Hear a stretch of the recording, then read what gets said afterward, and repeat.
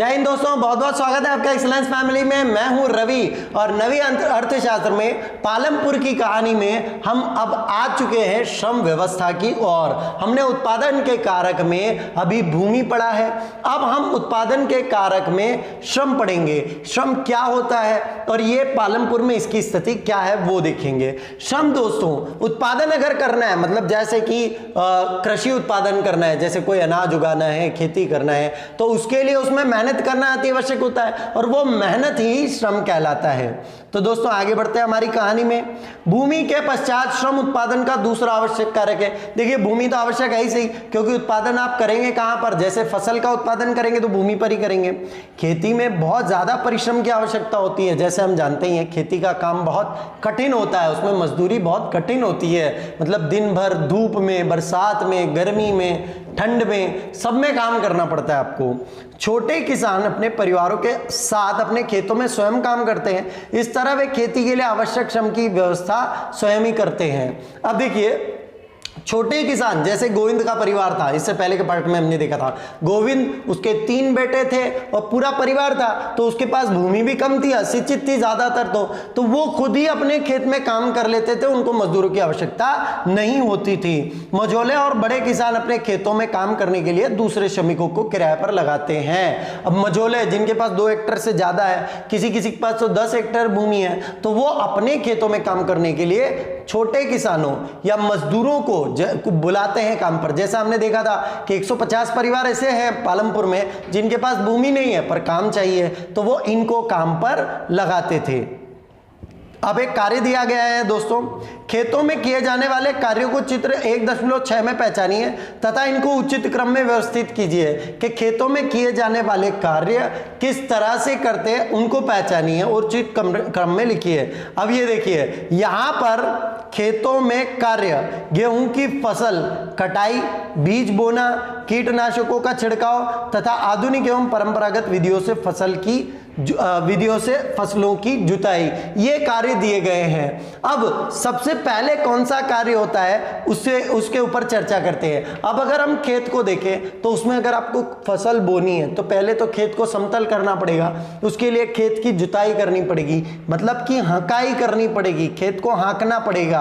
अब खेत को हकाई के आपका पास ये है परंपरागत तरीका, मतलब बैलों द्वारा हकाई करना। ये हल है, हल से जमीन को हाका जोता जाता है, ये परंपरागत तरीका है। तो फसल उगानी है, उससे पहले आपको जमीन को समतल करना पड़ेगा, उसके लिए जुताई करनी है। और ये नया तरीका है जिसमें ट्रैक्टर द्वारा हकाई की जा रही है।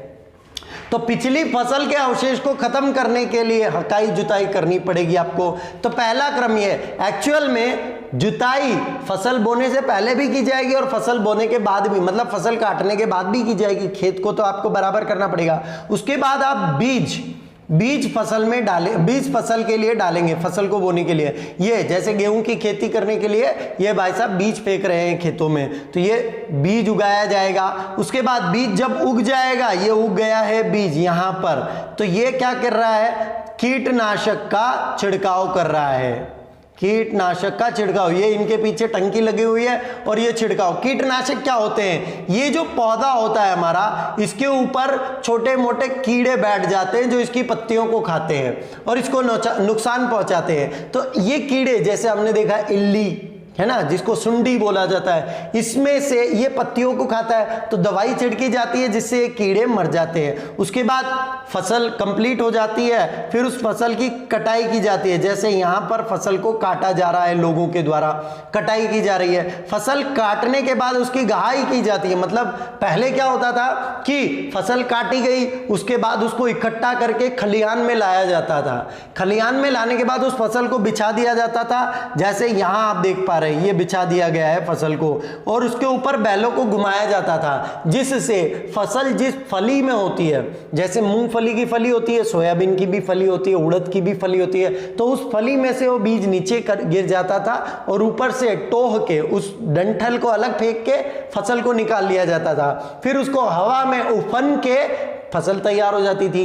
आज नई तकनीक आ गई है, थ्रेशर, हार्वेस्टर, जिससे आप डायरेक्ट फसल डालिए, मतलब डंठल सहित डालिए, उसके बाद फसल आपके पास और चारा एक तरफ हो जाता है। तो इसमें से नंबर 1 तरीका, नंबर 1 क्रम तो पहले जुताई का रहेगा और ये आखिरी में भी रहेगा। नंबर 2 बुआई कर लेंगे, नंबर 3 दवाई का छिड़काव, नंबर 4 कटाई, नंबर 5 गहाई और नंबर 6 वापस आप जुताई करेंगे, है ना। ये आपका क्रम रहेगा दोस्तों। खेतों में काम करने के लिए श्रमिक या तो भूमिहीन परिवारों से आते हैं या बहुत छोटे प्लाट में खेती करने वाले परिवारों से। अब ये जो मझौले और बड़े किसान हैं, इनके पास मजदूर कहां से आएंगे? या तो वो जो भूमिहीन है, जिनके पास भूमि नहीं है, केवल कृषि है, और या फिर वो जिनके पास कम भूमि है, वो अपना काम तो टाइम पे कर लेते हैं, फिर दूसरे के यहाँ मजदूरी करने के लिए जाते हैं। खेतों में काम करने वाले श्रमिकों का उगाई गई फसल पर कोई अधिकार नहीं होता जैसा किसानों का होता है। अब मान लिया जाए कि ये खेत है, ये इस किसान का है। अब इस किसान द्वारा इसमें 2 मजदूर बुलाए गए, ये मजदूर इसमें काम करेंगे।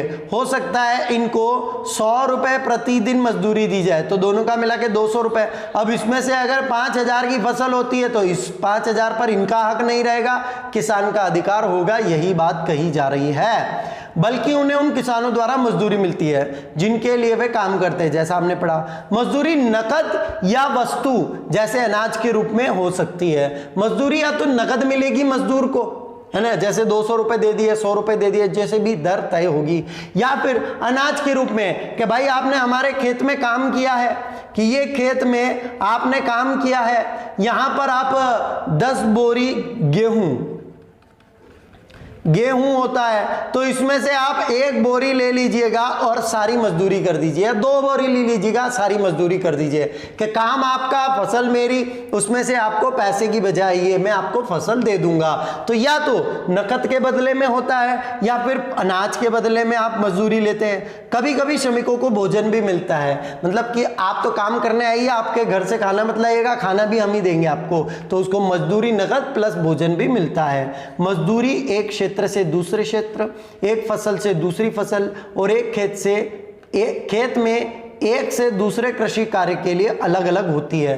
मजदूरी अलग अलग क्षेत्र में अलग अलग, जैसे कि हो सकता है यहां पर मजदूरी की दर 100 रुपए प्रतिदिन है, कहीं और 120 रुपए प्रतिदिन, कहीं और 80 रुपए प्रतिदिन ही हो। वो वहां पर मजदूरों का रेशो कितना है, मजदूर ज्यादा होंगे तो स्पर्धा बनी रहेगी, मतलब मजदूर ज्यादा और काम कम है तो कम रेट में भी काम करने के लिए तैयार हो जाएंगे लोग, और मजदूर कम है और काम ज्यादा है तो सभी ज्यादा लेंगे। तो इस हिसाब से अलग अलग क्षेत्र के हिसाब से अलग। एक फसल से दूसरी फसल, मतलब कि हो सकता है गर्मी की फसल में ज्यादा मजदूरी ली जाए, सर्दी की फसल में कम ली जाए, और एक कार्य से दूसरे कार्य में अलग अलग होती है। कार्य मतलब हो सकता है निदाई के लिए कम पैसा लिया जाए, लेकिन गहाई, फसल को निकालना, जब हम थ्रेशिंग करते हैं ना, फसल की कटी हुई फसल को निकालते हैं ना मशीन से, उसको गहाई कहा जाता है, तो उसमें मजदूरी ज्यादा ली जाए। ये मजदूरी की दर अलग अलग होती है। रोजगार की अवधि में भी काफी भिन्नताएं हैं। खेत में काम करने वाले श्रमिक या तो दैनिक मजदूरी के आधार पर कार्य करते हैं या उन्हें कार्य विशेष जैसे कटाई या पूरे साल के लिए काम पे रखा जा सकता है।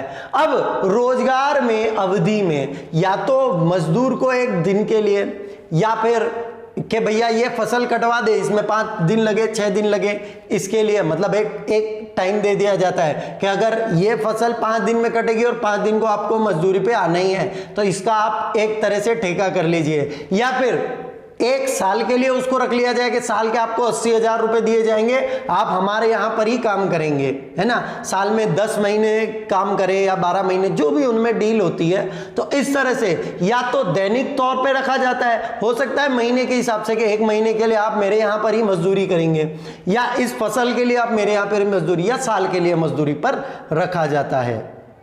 अब एक कहानी है दोस्तों, डाला पालमपुर में दैनिक मजदूरी पर काम करने वाला एक भूमिहीन श्रमिक है।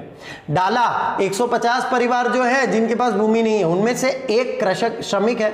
इसका मतलब है कि उसे लगातार काम ढूंढते रहना पड़ता है, क्योंकि उसके पास भूमि नहीं है। भूमि नहीं है तो कमाएगा खाएगा कैसे, उसको दूसरों के खेतों में काम करना पड़ेगा। सरकार द्वारा खेतों में काम करने वाले श्रमिकों के लिए 1 दिन का न्यूनतम वेतन 115 रुपए निर्धारित किया गया है। है ना। सरकार अब डाला जो है काम करता है जिसके पास भूमि नहीं है ना, और वो दूसरों के खेतों में काम करता है। अब सरकार ने दर निर्धारित की है क्या, 115 रुपए से कम किसी को मजदूरी मिले अगर कोई खेतों में देता है तो वो पंचायत की तरफ काम करने आ जाए, है ना। ये सरकार ने दर निर्धारित की है, इसको रोजगार गारंटी कहा जाता है। लेकिन डाला को मात्र 80 रुपए ही मिलते हैं, मतलब डाला मजदूरी के रूप में कितने मिलते हैं, उसको 180 रुपए ही मिलते हैं। पालमपुर में खेतीहर श्रमिकों में बहुत ज्यादा स्पर्धा है। खेतीहर श्रमिकों में स्पर्धा मतलब, अब दोस्तों ये देखो सरकार ने निर्धारित तो किया 115 रुपए, परंतु हर किसी का जॉब कार्ड नहीं बनता, मजदूरी कार्ड नहीं बनता, तो हर किसी को वो काम भी नहीं मिल पाता। 115 रुपए हर किसी को भी नहीं मिल पाते, जैसा कि यहाँ स्पर्धा बहुत ज्यादा है, मतलब मजदूर ज्यादा है काम कम है, इसलिए लोग छोटी रेट में भी 80 रुपए प्रतिदिन में क्या होता है उसमें भी काम करने के लिए तैयार है। अब पालमपुर में खेतीहर श्रमिकों में बहुत स्पर्धा है, इसलिए लोग कम वेतन में भी काम करने को सहमत हो जाते हैं। डाला अपनी स्थिति के बारे में रामकली से शिकायत करता है, जो कि एक अन्य खेतीहर श्रमिक है। डाला और रामकली दोनों गांव के निर्धनतम व्यक्तियों में से हैं। अब डाला और रामकली दो श्रमिक है, दोनों 150 परिवारों में से जिनके पास भूमि नहीं है, अब बहुत कम मजदूरी में काम कर रहे हैं, तो दोनों कैसे वार्तालाप कर रहे हैं आपस में, ये देखिए दोस्तों। अब डाला भाई साहब बोल रहे हैं, आजकल काम मिलना कठिन है, केवल बड़े किसान ही हमें रखते हैं और वह भी बहुत कम दिनों के लिए, क्योंकि स्पर्धा बहुत है, मजदूर बहुत मिलेंगे। ये बोलता है नहीं साहब मैं 90 रुपए लूंगा, तो इसको बोल दिया जाएगा डाला आप अपने घर पे बैठिए, मैं 80 में दूसरे को ले जाऊंगा। तो स्पर्धा बहुत है, इसलिए बोल रहे हैं काम तो मिलना ही कठिन है। बड़े किसान बुलाते हैं पर वो भी काम के समय बुलाते हैं, है ना। अब जैसे ये रामकली बाई क्या कह रही हैं, घनश्याम एक बड़ा किसान है और उसने अभी अभी एक हार्वेस्टर खरीदा है, इसलिए इस वर्ष कटाई की मौसम में हमें और भी कम काम मिलेगा। दोस्तों अब हार्वेस्टर का नाम आया है तो यहाँ फसल की प्रोसेस पे मैं थोड़ा सा ध्यान देना चाहूंगा कि हार्वेस्टर क्या होता है, उसको जानेंगे हम। ये देखिए, ये एक जमीन है जिसके ऊपर की फसल खड़ी है ना। अगर हम परंपरागत तरीके से बात करें, परंपरागत मतलब जैसा पहले काम किया जाता था, तो मजदूर आते हैं, इस फसल को काटते हैं और एक जगह पर ढेर कर देते हैं, है ना। मतलब यहां से उठा के खलिहान में ढेर लगा देते हैं। खलिहान में ढेर लगाने के बाद खलिहान में इस फसल को फैलाया जाता है, इसको फैला दिया जाता है और इसके ऊपर बैलों को घुमाया जाता है, जिससे फसल निकल जाती है, उफना जाता है उसको। अब नए तरीके क्या आए हैं, नई तकनीक क्या आई है, देखिए ये फसल खड़ी है ना, ये फसल खड़ी है। अब मैं जैसे जैसे नए तरीके आए वो बताते जा रहा हूं। इसको मजदूरों द्वारा कटा लिया जाएगा, ये मजदूर और इनसे कटा लिया जाएगा, इकट्ठा भी करवा लिया गया, पर यहां एक मशीन खड़ी कर दी जाएगी, थ्रेशर मशीन, इसमें ये फसल डाली जाएगी, बेलों का काम खत्म, फसल डाली जाएगी, यहां से अनाज डायरेक्ट ढेर लग जाएगा, अनाज आ गया, इधर चारा निकलता जाएगा। तो ये थ्रेशर मशीन होती है जिससे आप बेलों का काम खत्म हो गया। अब एक ट्रैक्टर भी आ गया, है ना, ट्रैक्टर से भी इसको काटा भी जा सकता है, तो मजदूर का काम खत्म, भाई काट तो इसने दिया, फिर भी हम मजदूर की जरूरत थी, कैसे भाई, ये कटी हुई फसल को मशीन में डालने के लिए। अब तो भैया थ्रेशर आ चुका है, थ्रेशर क्या करता है, सॉरी हार्वेस्टर आ चुका है। हार्वेस्टर क्या करता है, ये आपकी फसल खड़ी है तो हार्वेस्टर आएगा और इस फसल को काटता भी जाएगा और इसी में थ्रेशर मशीन लगी होती है, तो इसी में उसको थ्रेशिंग भी कर दिया जाएगा। मतलब ये काटने के बाद जब यहां पहुंचेगा तो यहां पर एक ट्रॉली खड़ी कर दीजिए आप, डायरेक्ट अनाज इसमें आ जाएगा। मतलब ना तो काटने वाले मजदूर की जरूरत लगी, ना इकट्ठा करने वाले की, ना ही उस इकट्ठे किए हुए अनाज को डालने की, तो मजदूरों का काम खत्म हो गया। यह हार्वेस्टर मशीन घनश्याम जो है एक बड़ा किसान ले आया है, यही रामकली बाई शिकायत कर रही है। इसलिए इस वर्ष कटाई के मौसम में हमें और भी कम काम मिलेगा। भाई काम तो हार्वेस्टर कर देगी। पिछले वर्ष मैंने पूरे वर्ष में 5 माह से भी कम समय काम किया था। अब देखो रामकली बाई की मजदूरी को अपन गिनते हैं, 5 माह से भी कम अगर काम किया इन्होंने, एक दिन का वेतन 80 रुपए, जैसे डाला भाई साहब की मजदूरी को लेके चले, 80 रुपए 30 दिन के हिसाब से कितने हुए, 2400 रुपए, और 2400 5 महीने के हिसाब से होते हैं 12,000। 12,000 का साल भर में काम करती है रामकली बाई, तो कैसे परिवार को चलाएंगे आप खुद सोच सकते हैं। यह हालत है मजदूरों की। अब डाला भाई साहब बोलते हैं हमारे पास जुताई के लिए ट्रैक्टर, कटाई के लिए हार्वेस्टर तथा गाय के लिए थ्रेशर है। यहाँ तक कि खरपतवार को साफ करने के लिए कुछ किसान खरपतवार नाशक भी छिड़कते हैं। डाला शिकायत कर रहा है कि भाई आज के समय में कटाई के लिए मशीनें हो गई है, थ्रेशर हो गई है, हार्वेस्टर तक आ चुकी है, मजदूरों का नामो निशान खत्म। और जब खरपतवार होती है, जैसे एक खेत है, इसमें जो फसल बोई जाती है, फसल के साथ कुछ और पौधे भी उग जाते हैं, जैसे हम हिंदी अपने देसी भाषा में एड़ा कहते हैं, एड़ा भी उग जाता है, दूसरे पौधे उग जाते हैं। तो पहले क्या मजदूरों को बुलाया जाता था और इस खरपतवार को निकालने का काम दिया जाता था। निदाई बोला जाता है कि खेत निंदवाना है, निदाई का काम दिया जाता था। पर अब तो भाई साहब टंकी आ गई है दवाई की टंकी छाटी, फसल रह जाएगी, दूसरा खरपतवार मर जाएगा। तो इससे वो मजदूरी भी चली गई इसकी। तो ये डाला भाई साहब शिकायत कर रहे हैं। अब डाला और क्या कह रहे हैं, मुझे स्थानीय साहूकार को 2,000 रुपए देने हैं। मैंने पिछली गर्मियों में 1,000 रुपए लिए थे जब खेतों में काम नहीं था। मैं इसे कैसे चुकता कर पाऊंगा? मैं 2 वक्त के भोजन के लिए भी कठिनाई से कमाता हूं। अब डाला बोल रहा है कि भैया मैंने 2,000 रुपए पिछली बार कर्जा लिया था, 1,000 रुपए पिछली गर्मी में ही लिया था, अब इस साल तो खेती में काम मिल नहीं रहा है, और मैं कैसे तो अपना परिवार पालूंगा और कैसे इस कर्जे को चुकाऊंगा।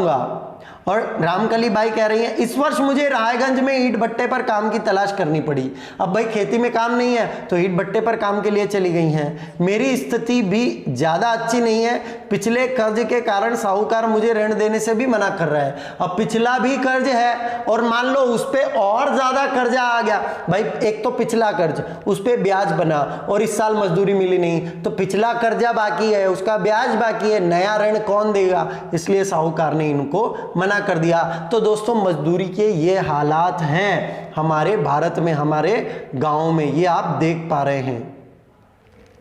अब यहां पर दोस्तों हमारा ये श्रम का जो पॉइंट है ये खत्म होता है। मतलब उत्पादन के कारक में हमने भूमि पढ़ा और श्रम पढ़ा। अब पूंजी कारक है और उद्यम कारक है, जिनको हम अगले टॉपिक में पढ़ेंगे, अगले पार्ट में पढ़ेंगे। और श्रम की ये जो हालत आपने देखी है, ये केवल एक इस गांव की कहानी नहीं है, ये अधिकांश गांव में है कि लोगों को मजदूरी के लिए भी प्रॉपर पैसा नहीं मिल पाता है, वो प्रॉपर काम नहीं मिल पाता है, फिर उनको कर्जा लेना पड़ता है, कई छोटे छोटे लोग आत्महत्या कर लेते हैं, है ना।